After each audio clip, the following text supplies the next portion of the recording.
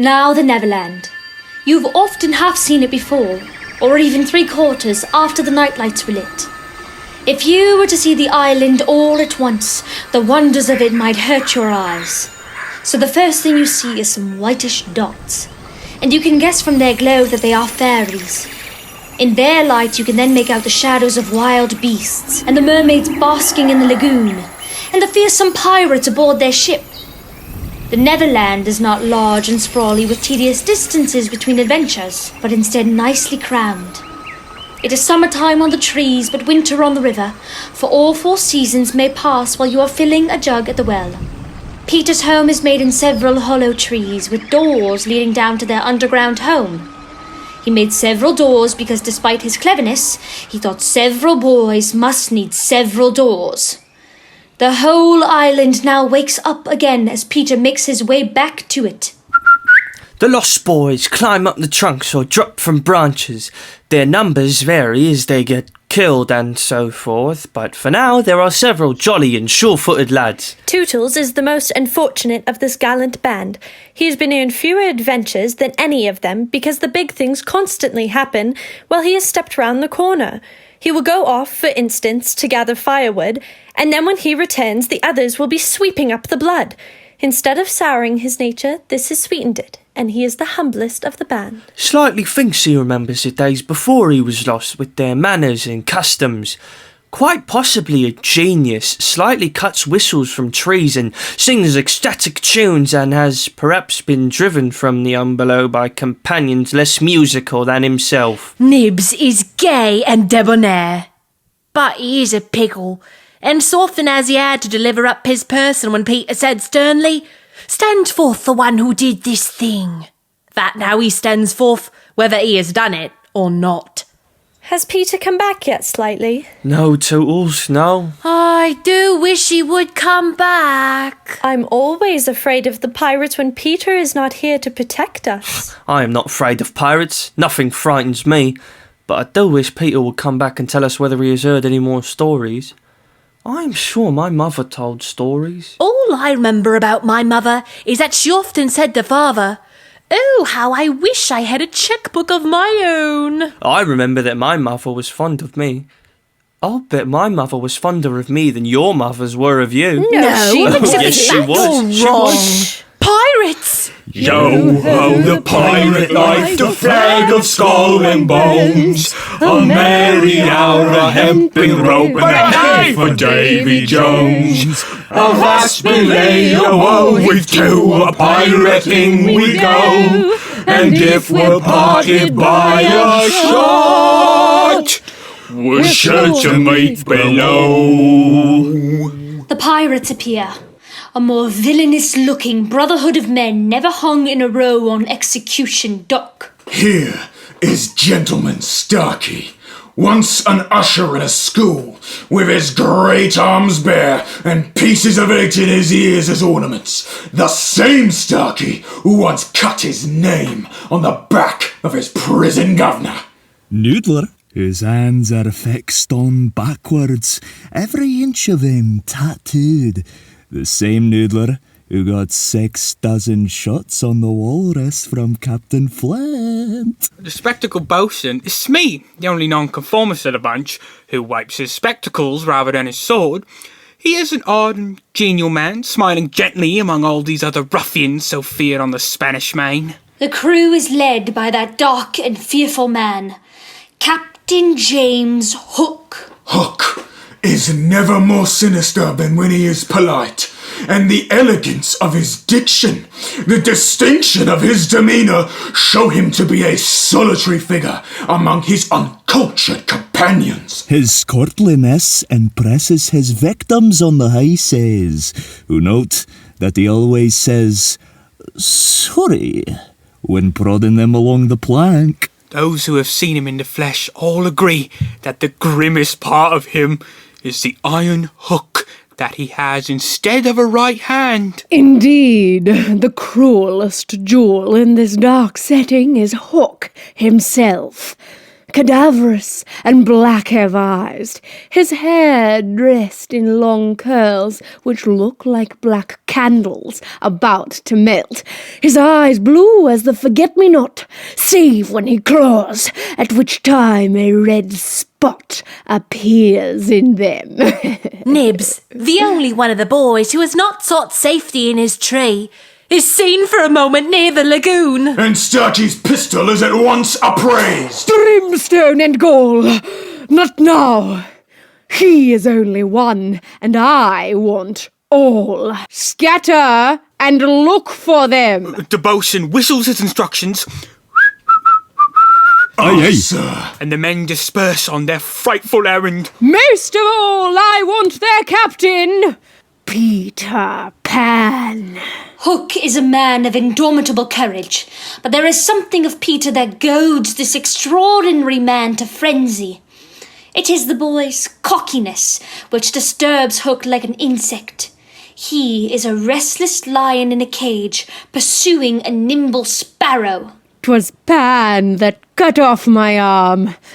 I have waited long to shake his hand with this. Yeah, I have oft heard you say your hook was worth a score of hands for combing the air and other homely uses. If I was a mother, I might pray to have my children born with that instead of these. Smee, Pan flung my arm to that crocodile, and the brute liked my arm so much that she has followed me ever since. From land to land, sea to sea, licking her lips for the rest of me. In a way, it is sort of a compliment. I want no such compliments! I want Peter Pan, who first gave the beast her taste for me. She would have had me before now, but by a lucky chance she swallowed that clock, and it goes tick, tick, tick inside it. Someday that clock will run down, and then she'll get ya. Aye, that is the fear that haunts me. Odds bobs, hammer and tongs. Frightened, a sound stills them both. The crocodile! A huge crocodile passes across, ticking and oozes after them. Tilts and Slightly peer after it, biting their thumbs. They are gone. We have saved you, Nibs. Did you see the pirates? No, but I saw a wonderful think. Over the lagoon, I saw the loveliest great white bird flying this way. What kind of bird do you think? I don't know, but it looks so weary, and as it flies it moans, "Poor Wendy." I remember now. There are birds called Wendy's. A dart of light is pursuing the bird malignantly. That is Tinkerbell. Hello, Tink. A response comes down in the fairy language. Doo-doo-doo. She says Peter wants us to shoot the Wendy. Let us do what Peter wishes. Aye, shoot it, quick, bows and arrows. Out of the way, Tink. I'll shoot it. His bolt goes home, and Wendy, who has been fluttering among the treetops in her white nightgown, falls to the earth. I've shot the Wendy. Peter will be so pleased. You silly ass. Why do you say that?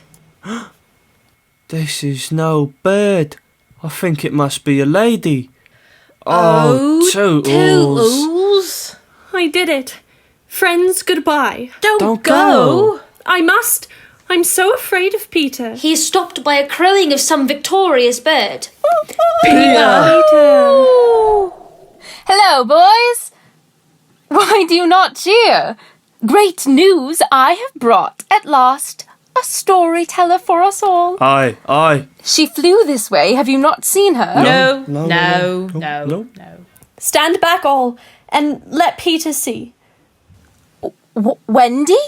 With an arrow in her heart?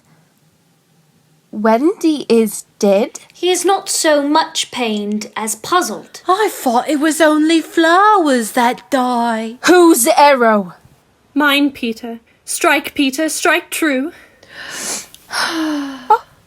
She lives. The Wendy lady lives. See, the arrow struck against this. It is a kiss I gave her. It has saved her life. Yeah, I remember kisses. Let me see it. Aye, that is a kiss. Oh, Wendy, get better quickly, and I'll take you to see the mermaids. Tinkerbell, under the impression that Wendy has been got rid of, is whistling like a canary.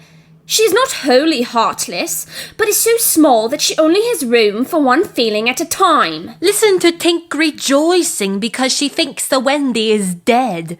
Tink, the Wendy lives. Tink gives expression to fury. It was she who said that you wanted us to shoot the Wendy. Oh, she said that?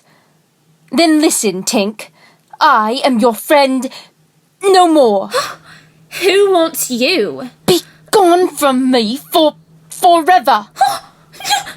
She's crying. She says she is your fairy.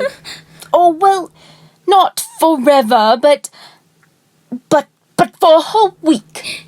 Tink goes off sulking. Now, what shall we do with the Wendy? Slightly, fetch a doctor. Slightly turns on his heels. Please, sir. Are you a doctor? Yes, indeed, my boy. Please, sir, this lady lies very ill. Tut, tut, where does she lie? In yonder glade. I will put a glass thing in her mouth. How is she? Tut, tut, this has cured her. Oh! Now let's build a house for her. Bring the best of what we have and be sharp. John and Michael, who've probably landed on the island with a bump, wander forward. If you were to ask Michael whether he is awake or asleep, he wouldn't know. Of course. This is the Neverland. I've seen it so often before. John, are we dreaming? No, it is true. We flew. Where is Mother? Where is Nana? Where is Wendy? Here is Peter. Peter, is this the place? Yes. Peter, alas, has already forgotten them, as he soon might have forgotten their sister if not for their newest game. Peter, I saw the pirate ship docked in the lagoon. Is it true that Hook is captain? Aye. After tea time, I should like to fight him. Never. You must leave Hook to me. But... Nibs, see that these boys help build the house. Build a house? For the Wendy. For Wendy? Why, she is only a girl. That is why we are her servants.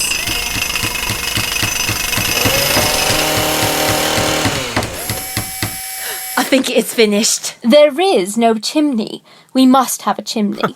It certainly does need a chimney. He adjusts his hat critically, which Peter seizes, knocks the top off it, and places on the roof. In the friendliest way, smoke begins to come out of the hat. All look your best. The first impression is awfully important. He knocks, and after a dreadful moment of suspense, the door opens, and who should come out but Wendy? Wendy, lady, for you we have built this house. A darling house. And we are your children. Oh? So you may tell us stories. Oh! Wendy, lady, be our mother. Very well, I will do my best. Before I put you to bed, I have just time for a story. And so they all troop into the enchanting house. Darts of light come and go. They are inquisitive fairies who tweak Peter's nose as they pass. Fairies, you see, can touch him.